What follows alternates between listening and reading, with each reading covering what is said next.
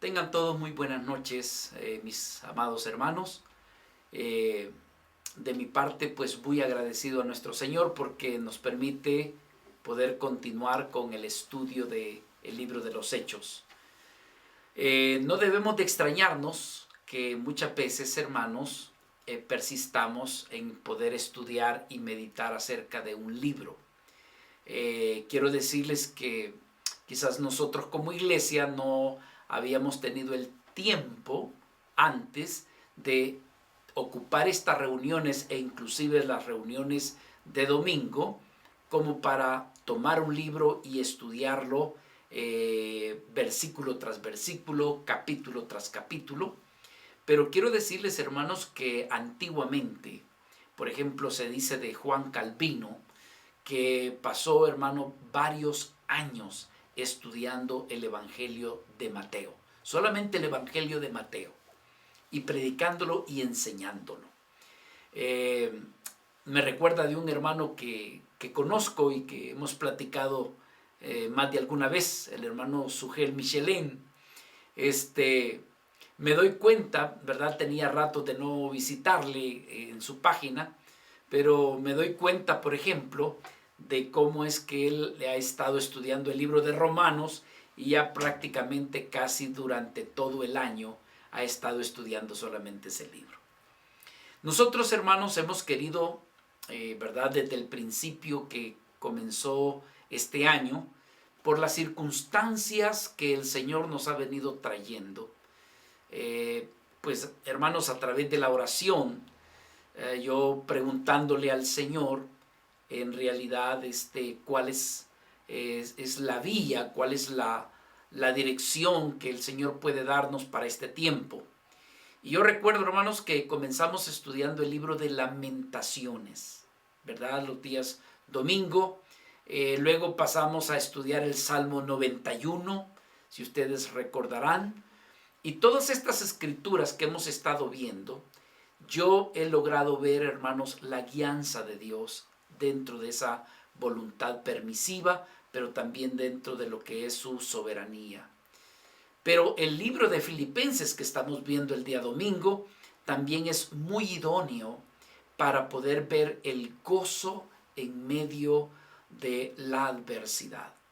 Pero entre semana estudiar el libro de los Hechos también, hermanos, creo que es un libro ad hoc para nuestra edificación, para nuestro crecimiento, para nuestro entendimiento. Así que en esta noche vamos a continuar y vamos a estar viendo el capítulo 6 y nuestra meditación va a estar desde el versículo 8 al 15. Muchas de las cosas que suceden en el libro de los Hechos suceden por primera vez. Por primera vez los discípulos reciben del Espíritu Santo. Por primera vez vemos que ellos hablan en lenguas. Por primera vez los vemos haciendo milagros. Por primera vez vemos la persecución de la iglesia. Y hoy en esta hora vamos a ver por primera vez el primer mártir dentro de la iglesia. Y cuando nos referimos al primer mártir, nos referimos a esta persona muy preciosa como lo es la vida de Esteban. Esteban, mis amados hermanos, fue uno de los elegidos para que ellos pudieran ser los diáconos, los primeros diáconos dentro de la iglesia. Dentro de los 7 diáconos que fueron elegidos, la vida de Esteban sobresale con cierta peculiaridad que me gustaría que la pudiéramos ver así de una manera rápida en el capítulo 6. Vayamos al capítulo 6 y vamos a encontrar en el versículo 5 que dice la escritura que agradó la propuesta. Estábamos hablando de la elección de los diáconos por el pueblo, de parte del pueblo del Señor. Agradó la propuesta a toda la multitud. Y dice que eligieron, y vean a quién es el primero que eligen. Se dice que eligen a Esteban, varón con ciertas características. Dice que era lleno de fe y también de el Espíritu Santo. Luego pues se refieren a los demás, como a Felipe, Prócoro, Nicanor, Timón, Parmeneas, Nicolás, en fin, cada uno de ellos, hermanos, pues quizás habrán tenido alguna peculiaridad que era necesaria para desempeñar el oficio de diaconado. Creo que la parte más esencial era que eran vidas de buen testimonio, reconocidos dentro de la iglesia para ocupar el diaconado. Pero en relación con Esteban, él tiene una característica. Se ve que aparte del buen testimonio, era una vida que tenía la característica de ser una vida de fe, pero también una vida llena del Espíritu Santo. Sin embargo, hermanos, logramos descubrir que Esteban no solamente era una vida llena del Espíritu Santo y lleno de fe, sino que también nos da una enseñanza muy digna de reconocer, como lo es que también predicaba la palabra del Señor. Algunas veces los diáconos se limitan a solamente a desempeñar el oficio del cuidado de las mesas, del cuidado de las necesidades que hay en la iglesia. Obviamente, hermanos, que también tienen la apertura como para que ellos puedan predicar la palabra del Señor. Pero aquí en el caso de Esteban, es una vida que sobresale en esa área. Sin embargo, al ver la vida de Esteban en el libro de los Hechos, logramos ver lamentablemente que llega a ser el primer mártir, es decir, la primera vida que muere por causa del Evangelio. Aquí en el capítulo 6, en el versículo 8, quisiera que leyéramos algunos versículos como para tomar como base para el estudio de esta hora. Dice el versículo 8, y Esteban, lleno de gracia y de poder, hacía grandes prodigios y señales entre el pueblo.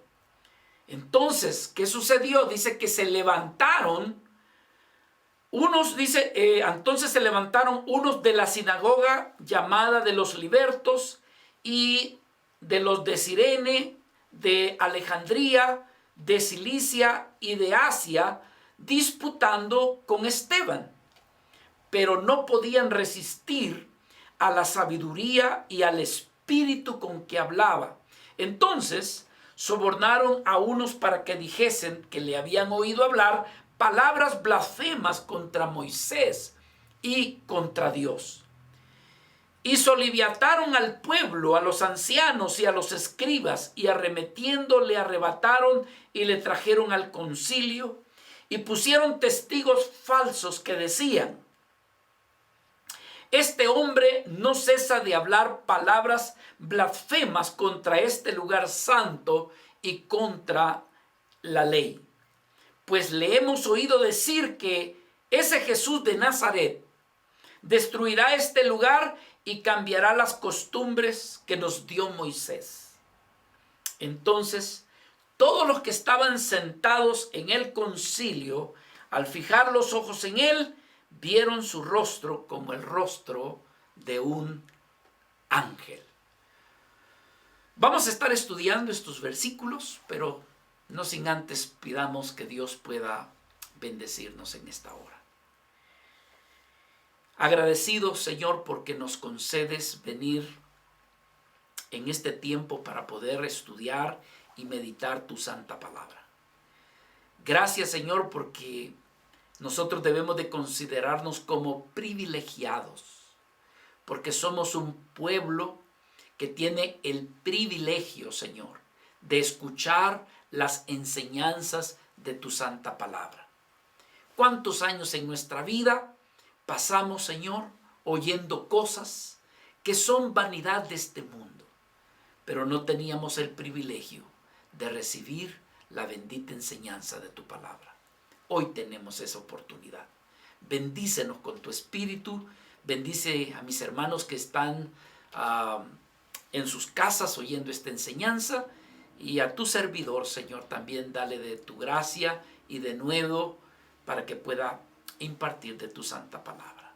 Te lo pedimos en el nombre precioso de tu Hijo Cristo Jesús. Amén y amén. Bueno, mis hermanos, una de las cosas que vemos que el versículo 8 al 15, logramos ver algunas características en la vida de Esteban. Y al quedarnos meditando en la vida de Esteban, lo que logramos aprender más que nada, hermano, es el testimonio de una vida verdaderamente entregada, consagrada a Dios, pero también, hermanos, con la gracia de que Dios le reviste del poder del Espíritu Santo, y con ese poder también el Señor le reviste de la gracia para poder predicar con denuedo la palabra del Señor. Esto trajo dificultades porque recordemos que la iglesia está incursionando en medio de un pueblo que está en contra de nuestro Señor Jesucristo. Prácticamente esta es una iglesia, y cada uno de los que componen la iglesia, hermanos, yo no sé si se comprende esta palabra que voy a decir, pero se vuelven vidas como que son brecheros, se le dice así.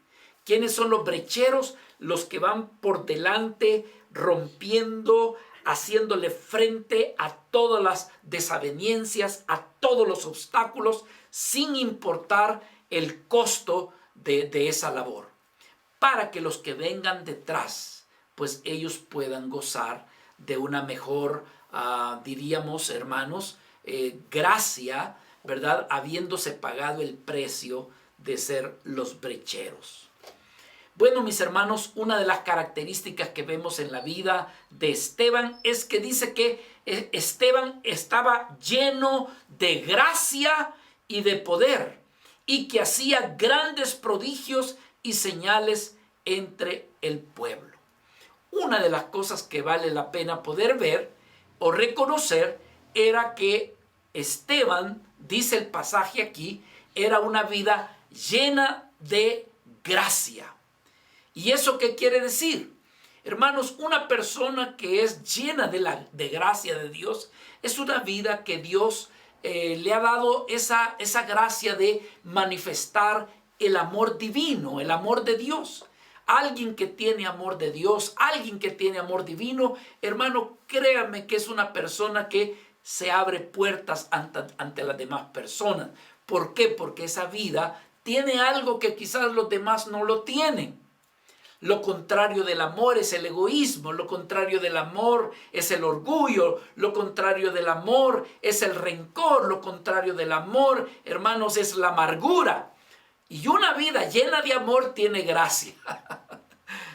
Tiene gracia, está revestido de la gracia de Dios. Como dice allá Primera de Timoteo, capítulo 1 y versículo 4, cuando decía el apóstol Pablo que no le prestaran atención a las fábulas ni a las genealogías interminables que acarrean disputas. Más bien dice que edificación de Dios, que es por la fe. Y entonces le decía, así te encargo ahora. Pero, hermano, esta gracia estaba en la vida de Esteban.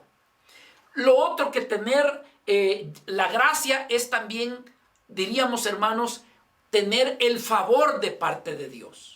Y el favor de parte de Dios se considera como también un don o una gracia del Señor. Por eso es que Pablo decía, gracias, decía Pablo, doy a mi Dios siempre por vosotros, pero decía, por la gracia de Dios que os fue dada en Cristo Jesús.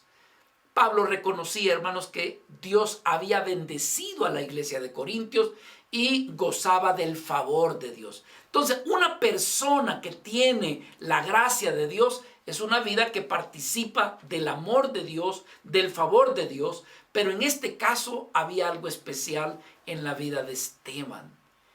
Y era, hermanos, el hecho de poseer dones. Porque dice el pasaje que él hacía grandes prodigios y ¿qué más, hermano? Dice, y señales.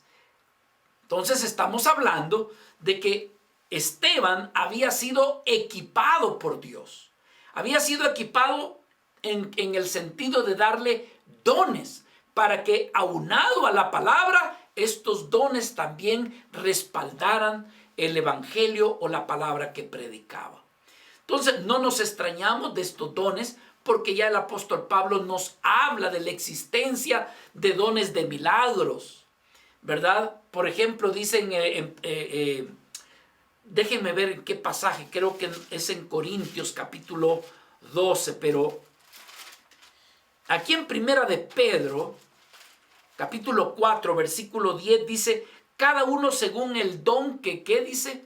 Que ha recibido, ministreselo a los otros como buenos administradores de la multiforme gracia de Dios. Pero Pablo en otro pasaje, en el pasaje de Corintios, si ustedes me lo permiten un instante, nos habla acerca de los diferentes dones, ¿verdad? Por cuando dice capítulo 12, versículo 13, porque por un solo espíritu fuimos todos bautizados en un cuerpo. Pero dice, además el cuerpo no es un solo miembro, sino muchos. Aquí está en el versículo 4. Ahora bien, dice, hay diversidad de dones. Este es el pasaje al que yo me refería. Hay diversidad de dones, pero el Espíritu es el mismo. Hay diversidad de ministerios, pero el Señor es el mismo. Y hay diversidad de operaciones. Vemos tres cosas. Es decir, que los dones se dividen en estos tres grupos. Número uno, hermanos, estamos hablando de ministerios y también estamos hablando de operaciones. Y también hablamos de diversidad de dones. Entonces, no nos extraña esto. Ya el mismo Señor les había dicho que habrían de ser revestidos del poder de Dios, pero también de dones. Alguien que está lleno de la gracia de Dios cuenta con esa gracia del amor de Dios, del favor de Dios, dones, y en este caso también, hermanos, Dios había revestido de un carácter especial y podríamos decir de una vida o de un carácter piadoso. Muchas veces, hermano, dentro de la misma iglesia del Señor, como que Dios diera gracia a otros en el sentido de que son vidas más piadosas una que los otros. ¿Ve? Hay vidas que realmente sienten una gran atracción por vivir una vida de piedad en oración. Otros, hermanos, tienen esa, ¿verdad? Buscan a Dios a través del ayuno, la oración, tienen sus retiros personales. En fin, hermanos, hay veces que unos son más piadosos que otros, aunque en realidad todos debiéramos de ser ser llamados o responder a que todos pudiéramos vivir una vida verdaderamente piadosa. Pero da la casualidad, y no es casualidad, que Esteban sobresale en este aspecto. Pero por otro lado dice que Esteban era una vida llena de poder de Dios. Vea el pasaje, dice Esteban lleno de gracia y de qué más, dice, y del poder hacía grandes prodigios y señales. Entonces aquí lo que vemos nosotros es que Dios le reviste de esta capacidad, de este poder, que prácticamente a Esteban, hermanos, le ayudaba para la mayor efectividad, diríamos, en el servicio que se requiere para hacer la obra de gracia y de poder dentro de la misma predicación. Esteban era una vida, hermanos, verdaderamente muy especial, lleno de fe, lleno de poder, lleno del Espíritu Santo. Pero ¿sabe qué es lo que más me llama a mí la atención? Que Esteban no era un pastor, que Esteban no era un apóstol, que Esteban era un diácono. Porque alguien diría, bueno, pues alguien que tenga este tipo de revestimiento es porque tenía que haber sido un apóstol. Pero para sorpresa nuestra, hermanos, no era ni siquiera de los de arriba, si usted lo quiere mencionar. Era simplemente un diácono, pero que tenía la peculiaridad de ser una vida llena de fe, llena del Espíritu Santo y también del poder del Señor, ¿verdad? Así que, como dice allí Primera de Corintios, capítulo 12, versículo 9, que el Señor ha repartido dones. Algunos hermanos no tienen los mismos dones que otro hermano u otro servidor tendrá. Dice la Escritura que Dios reparte como Él quiere, pero es por el mismo Espíritu. Dice que a unos el Señor les ha dado fe, y todo ha sido por el mismo Espíritu. Y a otros les ha dado, dice, dones de sanidad, pero que finalmente todos han sido por el mismo Espíritu. Lo que logramos ver en la vida de Esteban es que había sido revestido de este poder del Espíritu Santo y también, hermanos, de no solamente de eso, sino la fe. Esta palabra poder en el griego es la palabra dunameos. No es la misma aquella que vemos en el libro de Hechos, capítulo 1, versículo 8, donde aquella palabra es dunamis. Pero nos habla de un poder, pero aquel poder es un poder como para ser mártir, como para padecer. Esta palabra dunamos, lo que realmente manifiesta es una presencia sobrenatural. Hablemoslo de esta forma, una presencia y una capacidad de poder, pero de origen divino, que se encuentra en la vida de la persona misma, y que lo que hace esta persona con ese poder del Espíritu Santo no lo podría hacer si la capacidad o si esa vida del Espíritu no mora en su corazón. En otras palabras, estamos diciendo que esto fue algo que le fue dado de parte de Dios a la vida de Esteban. El creyente por sí mismo, él puede ser creyente, pero si él no tiene esta capacidad de la llenura del Espíritu Santo, no tiene tampoco este mismo poder que es exclusivo, no del creyente, sino diríamos que es exclusivo del Espíritu Santo. De él proviene el poder, de él viene la capacidad, de él viene, diríamos, esta manifestación. No del hombre, no del creyente sin la presencia del Señor. El creyente por sí mismo, decimos, no tiene ese poder. Ahora, ¿para qué viene ese poder? ¿Cuál es la idea de ese poder? Para empezar, hermano, decimos que es un poder, esa presencia es algo sobrenatural. No proviene del hombre. Esta presencia del Señor, esta capacidad, se muestra como, hermanos, diríamos, la fortaleza, un revestimiento de una fortaleza y de una fuerza del Espíritu en la vida del creyente, que realmente en él mismo no se encuentra. Está una potencia de parte de Dios, hay una energía de parte de Dios que se manifiesta, y ante esa manifestación la carne, hermanos, se mira confrontada. Dos cosas: o la carne se revela, o realmente al ver esta realidad de Dios, lo que sucede es que da evidencias de que eso no viene del hombre, sino que es algo que proviene de Dios. Ya antes el Señor había hablado de revestir de poder. Creo que una de las cosas que la iglesia necesita hoy en día, los creyentes la necesitan, nosotros los servidores de Dios, muchas veces, hermanos, nos hemos dado bastante al estudio. Y eso es muy bueno. Es muy bueno escudriñar las Escrituras.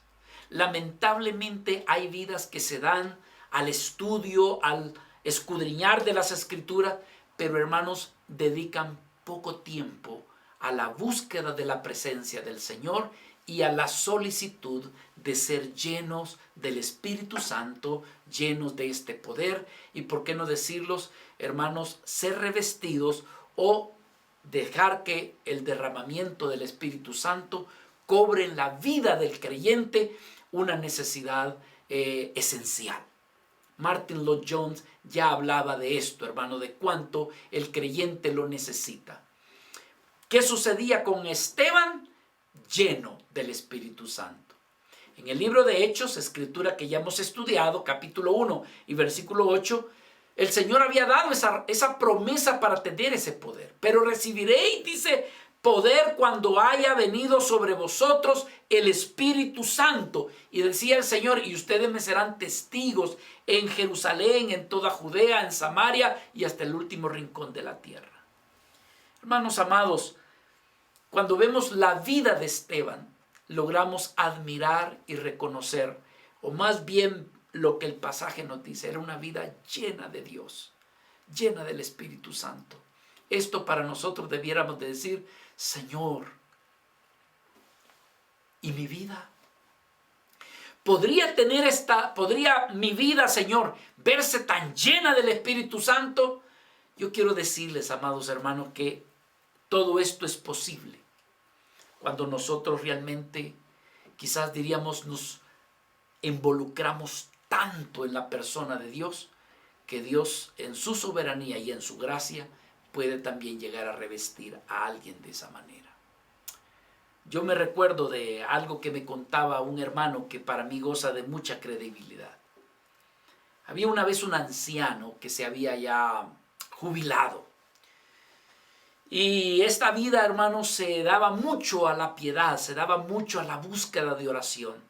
Era vida de oración que pasaba 2-3 horas delante del Señor. Y él ya era una vida retirada, por cierto, también era viudo.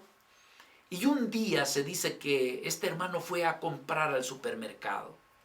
Y allí en el supermercado el anciano había comprado todas sus cosas, sus víveres, y los había puesto en la mesa de la banda sin fin. Y iban pasando los productos y de repente, hermanos, la cajera, la que cobra, la que pasa los productos, no dejaba de verlo. No dejaba de verlo. Y de repente, ya cuando todo estaba acumulado, le hace la pregunta la cajera y le dice: Señor, le dice, quiero hacerle una pregunta. ¿Verdad que usted no es de aquí?, le dice. ¿Verdad que usted no es de aquí?, le dice. Y le dice: ¿por qué, hijita?, le dice. Me da la impresión que usted no es de aquí, le dice. ¿Y por qué?, le dice. No sé, le dice, yo al verlo a usted lo miro que no es común alguien como usted. Y entonces este hermano le dijo: hijita, le dice, lo que tú estás viendo en mí no es mío, le dice. Lo que tú estás viendo quizás en mí, le dice, es algo que tiene su origen en Dios. Hija, le dice, yo soy una vida que amo a Dios. Y yo, le dice, hace un instante me he levantado de estar, le dice, 3 horas en oración con el Señor. Ay, decía uno, Dios mío. Pues con justa razón, ¿verdad, hermano? Estaba tan revestido de Dios que las personas lograban ver a Dios en esta persona ya grande. De eso se trata, mis hermanos. Creemos que de eso se trata de la vida de Esteban. Esteban era una vida muy piadosa. Yo cuando veo esto y oigo esos testimonios, hermano, hay veces me avergüenzo, porque yo digo, Señor, yo no paso tanto tiempo así delante de ti en oración. Y yo, Señor, te pido que me perdones, porque en la obra del Señor, hermano, se necesita ser revestido de esa gracia de Dios, de esa autoridad de Dios, de ese revestimiento de Dios. Hermanos, todos los que estamos aquí somos desafiados a pasar más tiempo con el Señor para ser revestido de su gracia y de su poder. No sé cuántos decimos amén a todo eso, hermano, pero yo digo, Señor, cuánto lo necesitamos. Lo segundo que vemos en la vida de Esteban, que fue un creyente que, siendo lleno de Dios, supo defender, porque aquí lo atraparon. Prácticamente lo capturaron. ¿Y quiénes lo capturaron? Bueno, hermanos, los representantes de varias sinagogas. Porque créame que ya había estudiado esto y yo no lo había observado. Pero en el versículo 9, prácticamente nos damos cuenta que este Esteban había andado predicando en las distintas sinagogas. En varias sinagogas. Y estas sinagogas tenían su origen, eran griego-judías. ¿Por qué? Porque los nombres de las sinagogas se dice que tienen nombres griegos. Vea lo que dice el versículo 9. Entonces se levantaron unos de la sinagoga. ¿Cómo se llamaba esa sinagoga? ¿Ya vieron ustedes allí? Había una sinagoga que se llamaba la de los libertos. ¿Qué otra sinagoga estaba allí? ¿Qué otro representante? Estaban también los de los libertos. Dice la escritura, estaban, dice, de los libertos también otra sinagoga, los de Cirene. ¿Qué otra sinagoga? Los de Alejandría, otra sinagoga de Cilicia y de Asia. Hermanos, varios representantes de distintas sinagogas estaban allí en contra de uno, de Felipe. Entonces, esto da a entender, da a comprender de que Felipe anduvo predicando por esas sinagogas, o por lo menos anduvo compartiendo la palabra de Dios en esas sinagogas, que ahora se juntaron, hermano, en contra de él. ¿Verdad? Ahora, ¿por qué estaban allí? Porque habían escuchado el estilo o las enseñanzas de de Esteban. ¿Y qué era lo que andaba? Por lo que deducimos al estudiar despacio el capítulo y el capítulo 7, lo que deducimos, hermanos, y también en esta porción, es que Esteban por lo menos predicaba tres cosas. Número uno, que Jesucristo en realidad era el Cordero de Dios. Era el Cordero de Dios que había sido sacrificado por causa del pecado del mundo. Por lo tanto, hermanos, ya no era necesario los sacrificios de los animales que se venían haciendo desde allá, desde el tiempo de la salida de Egipto. Lo otro es que logramos deducir al revisar despacio los pasajes, que creemos que que Esteban prácticamente, hermanos, estaba presentando a Jesucristo como el mediador entre Dios y los hombres. Ya no eran esos sacrificios, ya no eran esos corderos. ¿Por qué? Porque lo que hace Felipe en el capítulo 7, y eso lo vamos a ver más adelante, comienza a dar una descripción desde los tiempos casi desde Moisés. Y hace reconocimiento de los sacrificios. Pero aquí, desde el versículo 10 al 14, dan testimonio de lo que Esteban ha estado hablando. Él ha estado diciendo que realmente Jesucristo es el que ha venido a morir por nosotros, que Jesucristo es el mediador entre Dios y los hombres, y que ahora el creyente ¿verdad? Cuando es de adorar a Dios, no precisamente se debe de adorar a Dios allí en ese templo, sino que ahora a Dios se ha de adorar en espíritu y en verdad. Por supuesto que todo esto, hermanos, para el pueblo judío, para los representantes de las sinagogas, pues les resultaba contraproducente, porque no era conforme como ellos habían aprendido, conforme ellos habían enseñado, ya sea por las tradiciones o por la misma ley. Que entonces, cuando se acerca Esteban y enseña esto en las sinagogas, los de las sinagogas inmediatamente reaccionan. Y por lo menos los representantes de 5 sinagogas, hermano, deciden tomarle y lo llevan ante el Sanedrín para que él pueda dar también testimonio sobre esto. ¿Verdad? Dice aquí la escritura, versículo 10, pero no podían resistir la sabiduría, dice, y el espíritu con que hablaba. Entonces sobornaron a unos para que dijesen que le habían oído hablar palabras blasfemas, observe, contra Moisés y contra Dios. Entonces también nos habla, hermanos, que fue llevado ante el Sanedrín para que él pudiera dar testimonio sobre esta situación. Entonces, una de las cosas que logramos aprender aquí es que cuando usted habla de nuestro Señor Jesucristo, fíjese que esto no sucede cuando usted habla de Dios. Si usted habla de Dios, todo el mundo cree en Dios. Todo el mundo cree que Dios es el creador de los cielos y de la tierra. Pero cuando usted comienza a presentar a Cristo y lo que Él ha dicho que es de Él, como por ejemplo, creer que Jesucristo es Dios, creer que solamente por medio de Jesucristo el hombre encuentra salvación, creer que Jesucristo murió por los pecadores y que solamente los que creen en Él serán salvos. Ya allí, hermanos, comienza a haber una oposición. Porque algunos se preguntan, bueno, pero ¿y mi religión? Bueno, pero ¿y mis buenas obras?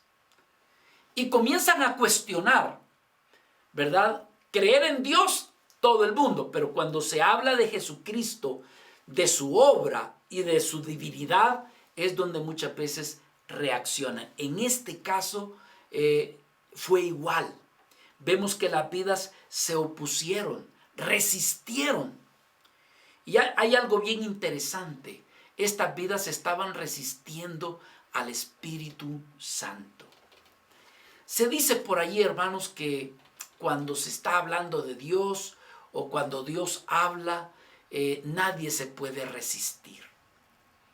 Pero encontramos escrituras donde descubrimos que hay vidas que se resisten a Dios. Aunque quizás más adelante estas vidas sean convencidas, eso solamente se lo dejamos al Señor. Pero si usted ve, por ejemplo, en el libro de Hechos, capítulo 7, versículo 51, Esteban reconoce cómo los que están alrededor de él resisten al Espíritu Santo. Vea por favor conmigo, dice, duros de cerviz, dice Esteban, e incircuncisos de corazón y de oídos. Observe cómo dice Esteban. Esta palabra es muy importante. Vosotros resistís, ¿cuándo, hermanos? Vosotros resistís, ¿cuándo? Dice, vosotros resistís siempre al Espíritu Santo, como vuestros padres, así también vosotros. Es decir, hermanos, se estaban oponiendo a Esteban, pero en realidad se estaban oponiendo al Señor, ¿verdad? Ellos podrían oponerse a Esteban, pero a lo que no podrían oponerse era a la sabiduría que él prácticamente estaba hablando. Y es una gran verdad, hermanos. Aquellos que son de Dios, fíjese que pueden ser vidas que no sean muy estudiosas, pero si son vidas piadosas, son vidas que aman al Señor y que leen y meditan la palabra, hay momentos que cuando esas personas hablan, uno dice, ¿y de dónde le salió tanto denuedo? ¿Y de dónde habló con tanta convicción? ¿Sabe de dónde se originó eso? No se originó de la persona misma. Tuvo su origen en el Espíritu Santo de Dios. El Espíritu Santo se encarga de hablar. Es más, hasta nos hace recordar versículos que ni siquiera nos los habíamos aprendido de memoria, hermano. Y de repente uno dice, Dios mío, ¿y cómo fue que hablé? Si ni siquiera sé dónde está, pero me salieron versículos. No, es que ya no es uno, es el Espíritu Santo de Dios. Fue la promesa que nuestro amado Señor Jesucristo nos dejó allá en Lucas capítulo 21, versículo 15, cuando dice, porque yo os daré palabra y sabiduría, decía el Señor, la cual no podrán resistir ni contradecir todos aquellos que se opongan ante ustedes. ¿Cómo lo haría? A través del Espíritu Santo. El Señor había dicho, el Consolador, el Espíritu Santo, a quien el Padre enviará en mi nombre, Él dice, os enseñará todas las cosas y os hará recordar todo lo que yo os he dicho. ¡Aleluya! ¡Qué hermoso! Cuando usted es una vida que esté en contacto con el Señor, cuando usted es una vida que esté en contacto con la palabra, a usted en ese momento se le puede olvidar. Se le va a olvidar los versículos, no va a saber ni en qué libro está. Pero cuando tenga que dar testimonio, tenga que hablar a otra persona, mire hermanos, Dios se va a manifestar como se manifestaba en Esteban. Porque él hablaba con sabiduría, él hablaba con denuedo, y esto los enfurecía a los demás porque no hallaban cómo contradecir lo que tuvieron que buscar a gente falsa que dijera que él había dicho cosas que no eran verdad. Hasta ese punto se llegó, hermanos. Es decir, se levantó una oposición encarnecida contra Esteban. Lo vemos a partir del versículo 11 al 14. Dice la Escritura, vea lo que dice en el 10, pero no podían resistir al que dice, a la sabiduría y al espíritu con que él hablaba. Y me gusta la palabra espíritu como está escrita. Yo sé que en los originales no aparecen mayúsculas, estamos conscientes de eso. Pero los que editaron la Biblia, hermanos, reconocen de que se está hablando del Espíritu Santo en la vida de Esteban. Ponen espíritu con E mayúscula. Aleluya, qué lindo. Dice que no podían resistir a la sabiduría y al espíritu con que hablaba. ¿Qué hicieron entonces? Dice, entonces sobornaron a unos para que dijesen que les había oído hablar palabras blasfemas contra Moisés y contra Dios. Y soliviantaron al pueblo, a los ancianos y a los escribas, y arremetiendo, dice que le arrebataron y le trajeron al concilio. Y pusieron testigos falsos que decían, este hombre no cesa de hablar palabras blasfemas contra este lugar, es decir, el templo, contra este lugar santo y también contra la ley. Pues le hemos oído decir que ese Jesús de Nazaret destruirá este lugar y que cambiará las costumbres que nos dio Moisés. Es decir, hermanos, estas vidas se manifestaron de manera violenta y diríamos y maliciosas contra Esteban. Se dice que pusieron falsos testigos. Falsos testigos. Se levantaron con violencia, dice, contra Esteban. La palabra soliviantar, casi no la oímos, ¿no es cierto?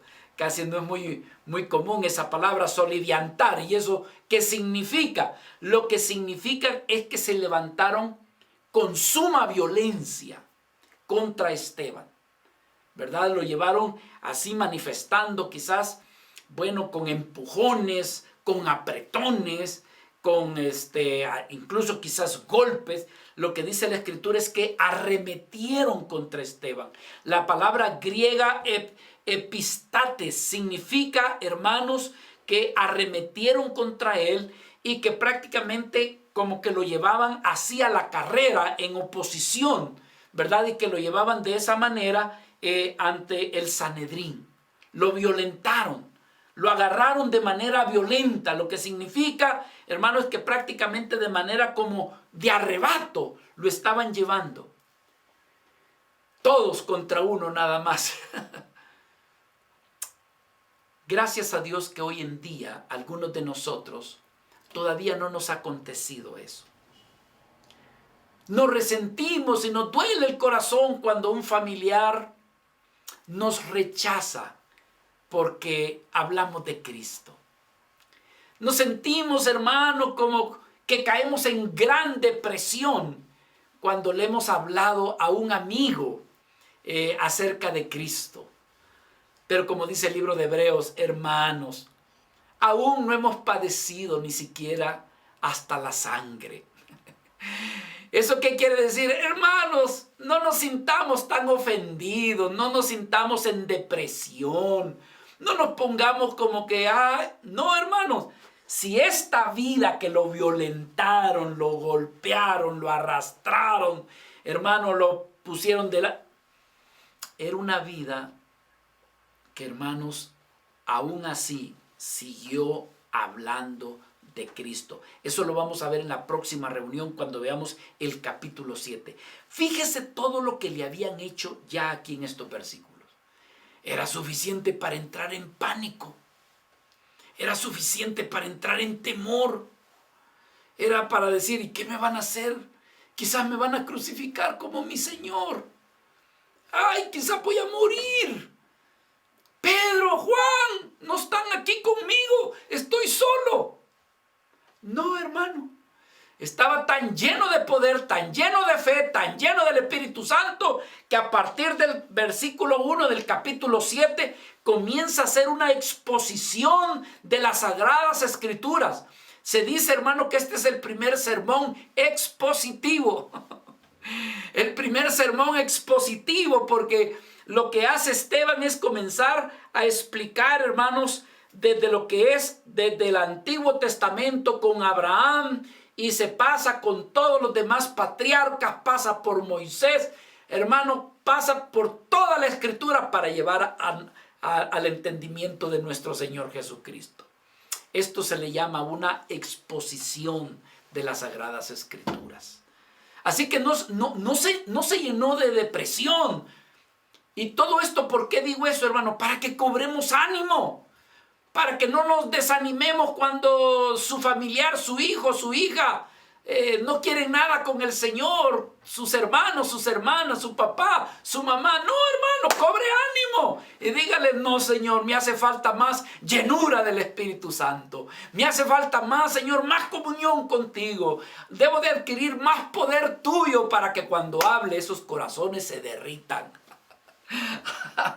Para que esas vidas, hermano, puedan decir la verdad, que él o ella tienen razón. Soy yo el que soy duro de corazón. Hermano, que Dios nos dé gracia, porque Esteban, con todo y que lo golpearon, le lastimaron, él supo defender la fe de nuestro Señor. Así que, ¿de qué lo acusaban? Por lo menos de 3, 4 cosas lo acusaban. Una de ellas, hermanos, lo acusaban prácticamente de que él había blasfemado contra el templo. Es decir, ellos tenían una gran convicción de que Dios moraba en el templo. Y recordemos, hermanos, cuando nuestro Señor Jesucristo se encontró con la mujer samaritana en el pozo. Una de las cosas que la mujer le reclamó fue que le dijo a nuestro Señor Jesucristo: ustedes los judíos dicen que es en Jerusalén, donde está el templo, que es el único lugar donde se debe de adorar. Y la mujer samaritana estaba diciendo: nosotros creemos que aquí en Samaria. ¿Qué dijo nuestro Señor?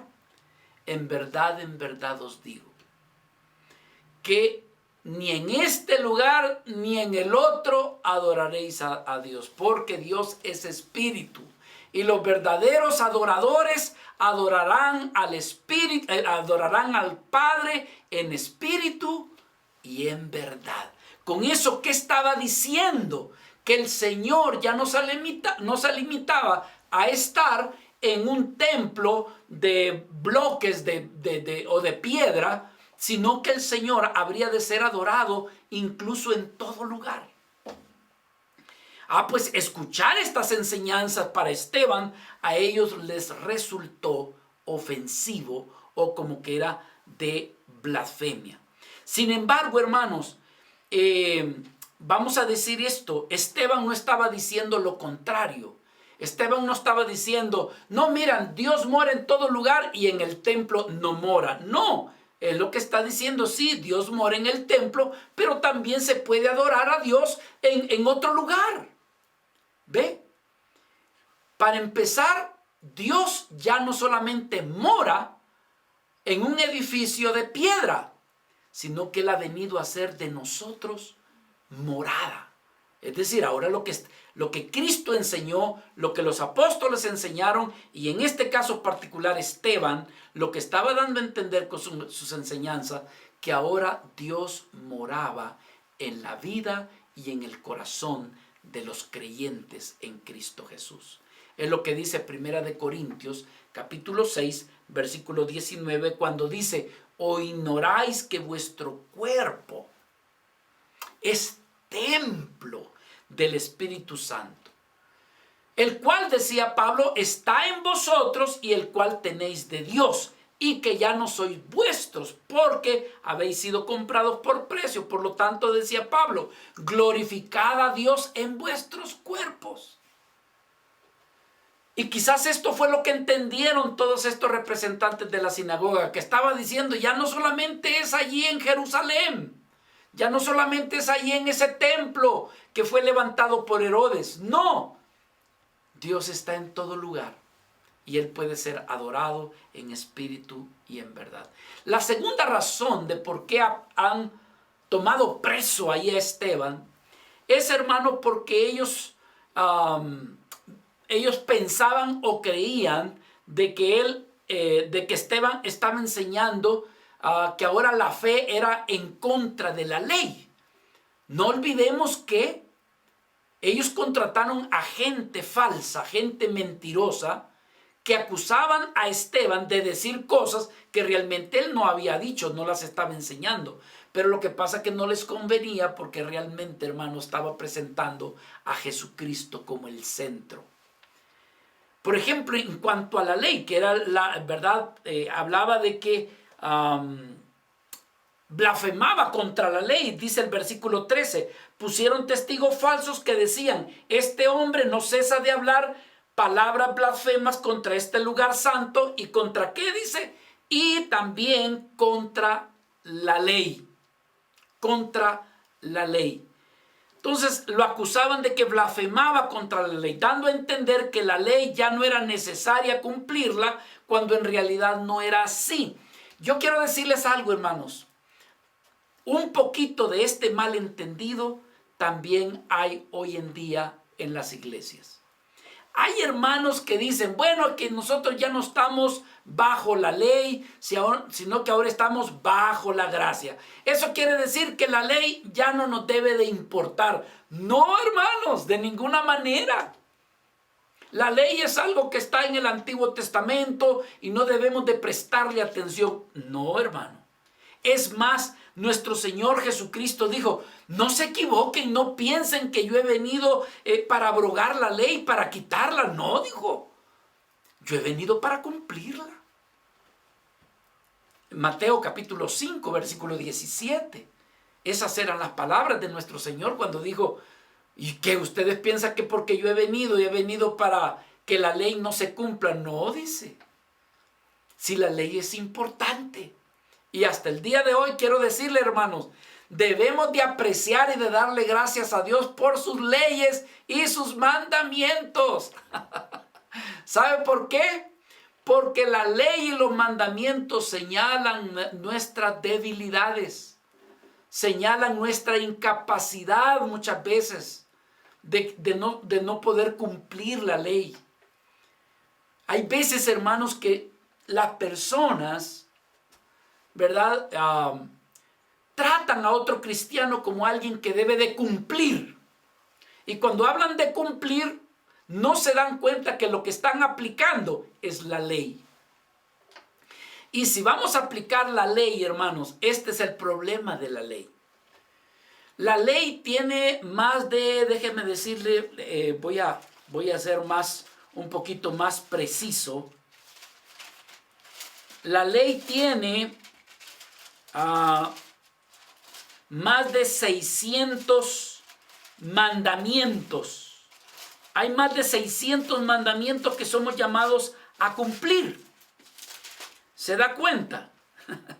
Entonces, hermano, la Biblia, Santiago lo que dice es lo siguiente. Si alguien quiere cumplir la ley, dice, tiene que cumplirlas todas. Porque si alguien quebranta la ley en un solo mandato, ¿alguien ha leído a Santiago por casualidad, hermanos? Levanten la mano los que han leído Santiago. Qué lamento que no todos han leído Santiago, hermanos. Porque lo que Santiago dice, si alguno quebranta un mandamiento de la ley, es como que si los hubiera quebrantado todos. Entonces, por eso es que debemos de tener mucho cuidado cuando alguien juzgamos, dice, este no cumple o no cumplió esto. ¿Cuál? Uno de cuántos mandamientos de la ley. Entonces, ¿cómo es esto? Mis amados hermanos, Cristo dijo, yo no he venido a abrogar la ley, la he venido a cumplir.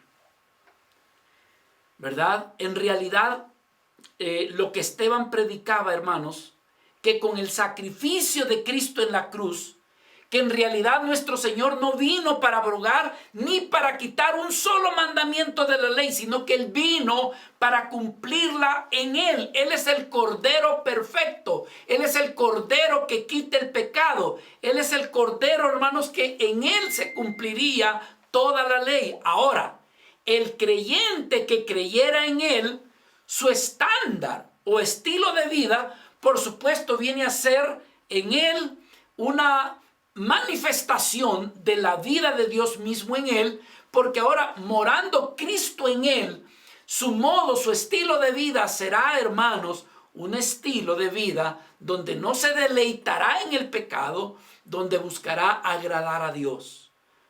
Y en aquellas áreas donde no logra y que tal vez son situaciones que no van conforme a la ley, el Señor ha dejado la sangre de su Hijo Jesucristo. ¿Para qué? Para la limpieza de nuestros pecados. Tal vez Romanos se lo dice más claro que mis palabras. Romanos capítulo 3, versículo 21 y 22 dice la Escritura. Pero ahora, fíjese, no está diciendo que se abroga la ley, pero ahora decía, aparte de la ley, se ha manifestado el ¿qué? La justicia de Dios. Ahora, pero ¿cómo es que se ha manifestado la justicia de Dios? Esa justicia de Dios está testificada por la ley y por los profetas. La justicia de Dios por medio de la fe, ¿ahora en quién? En la persona de Jesucristo. ¿Para quiénes? Para todos los que creen en Él, porque no hay diferencia. Dice testificada por la ley y por los profetas, pero ahora dice la justicia de Dios que es por medio de la fe en Jesucristo, para que todos los que creen en Él, porque dice no hay diferencia. Entonces, número uno, la queja contra Esteban era que estaba blasfemando contra el templo. Número dos, que estaba, la mentira era de que estaba diciendo que no había que cumplir la ley. Y una tercer mentira era que Esteban estaba predicando en contra de las costumbres y de las tradiciones judías. Ahora, yo quiero que me pongan atención, hermanos, porque creo que aquí donde nosotros vivimos somos ejemplo de personas que aman las tradiciones, ¿no es cierto? Sobre todo aquí donde vivimos, aman las tradiciones y cuidado si no se hace conforme las tradiciones. Tiene que ser conforme las tradiciones. Hermanos, el pueblo judío estaba lleno de tradiciones. ¿Cuál era el problema de las tradiciones? Algunas de ellas recordaban, simbolizaban, traían a memoria lo que Dios había hecho por su pueblo cuando salió de Egipto hasta llevarlos a la tierra prometida.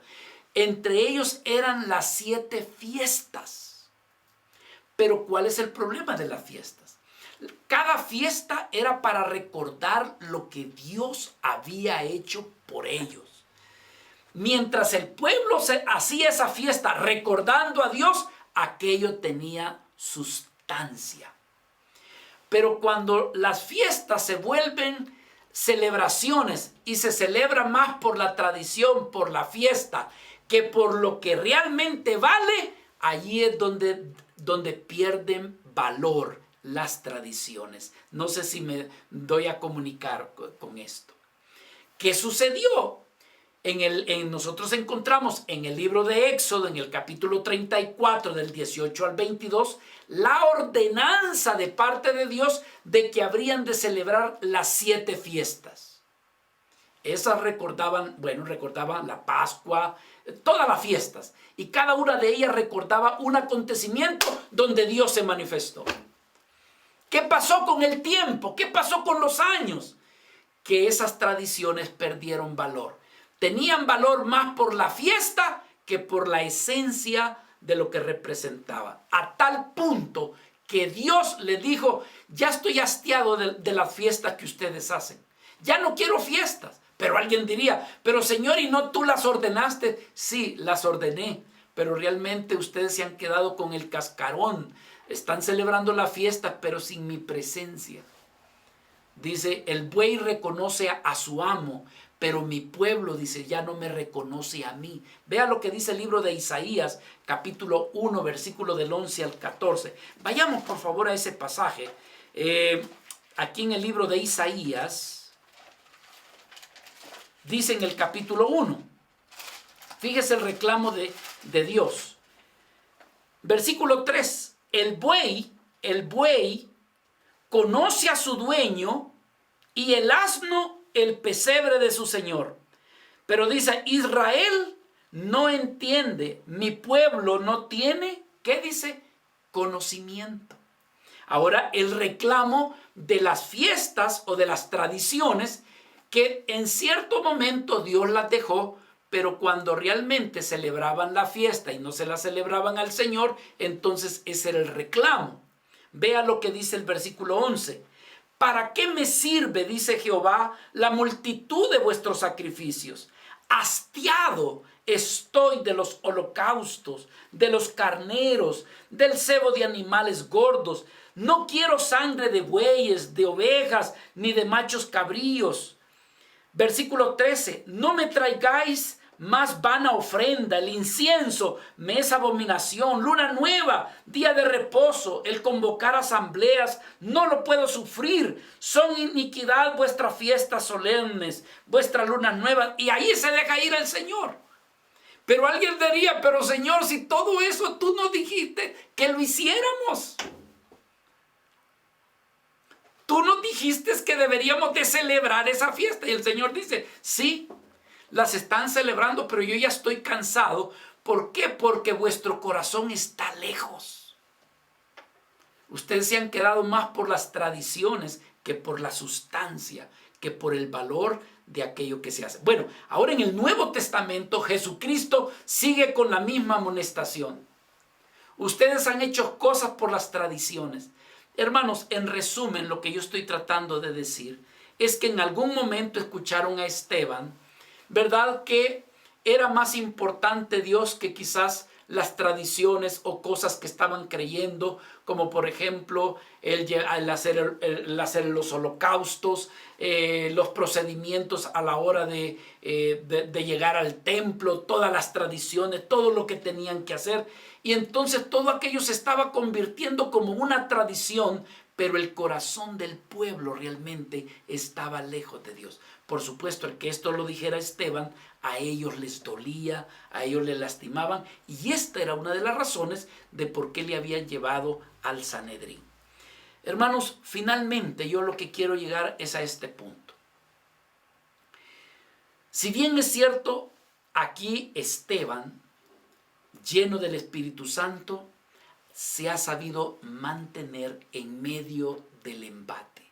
La enseñanza para nosotros es, Señor, ¿podría mi vida soportar un embate similar? ¿Podría yo defender, podría yo hablar con autoridad como lo hizo Esteban? Solo una vida llena del Espíritu Santo, del conocimiento de Dios y de su voluntad podría llevar a cabo hacerlo. Pero ¿qué tipo de vida es esta? Es una vida piadosa. Es una vida, hermanos, que evidentemente era alguien que estaba continuamente delante de Dios. Vea por favor, terminando el versículo 15, dice, entonces, Hechos capítulo 6, versículo 15, logramos ver aquí que Esteban manifestaba la presencia de Dios en su vida. Dice la Escritura, entonces todos los que estaban sentados en el concilio, al fijar los ojos en él, ¿qué fue lo que vieron, hermanos? Vieron su rostro como el rostro de un ángel. ¿Qué se podría decir aquí, hermanos? Que prácticamente Esteban estaba tan lleno del Espíritu de Dios que diríamos que al igual que Moisés, que al igual que nuestro Señor Jesucristo, no dejaba de dar algún brillo de lo que sería la gloria de nuestro Dios en su vida. Esto es lo que realmente sucedió. Lograron ver a Cristo, lograron ver algo divino en el rostro de Esteban, en medio de la presión, en medio del ataque, en medio, hermanos, del dolor. Parece que Dios había revestido de tanta gracia y de tanto poder y de tanta fe que la gente comenzó a ver en él una manifestación divina. Como Moisés, cuando estuvo delante de Dios, su rostro brillaba, ¿se recuerda? O como nuestro Señor Jesucristo, cuando estaba en el monte de los olivos, ¿qué sucedió con él? También de esa manera hubo una manifestación de brillo, de la gloria de Dios en la persona de nuestro Señor Jesucristo. Pero yo quiero decirles, mis amados hermanos, que eso no es exclusivo solamente para ellos. Dios nos está diciendo, mi hijo, mi hija, también es para ti. Vea lo que dice, hermano, y aguántenme, ténganme paciencia, por favor. Vea lo que dice 2 Corintios, si fueran tan amable. Aquí, 2 Corintios, capítulo 3, versículo 18. Fue en Moisés, estuvo delante del Señor. Y dice que tuvo que ponerse un velo porque brillaba su rostro. Pedro, Juan, estaban allí en el monte de los olivos y vieron que el rostro del Señor, sus vestiduras se volvieron blancas. Pero mire la esperanza que hay también para nosotros. Dice aquí el versículo 18, por tanto, nosotros todos, dice, mirando, como hermanos, a cara descubierta, como en un espejo, ¿el qué?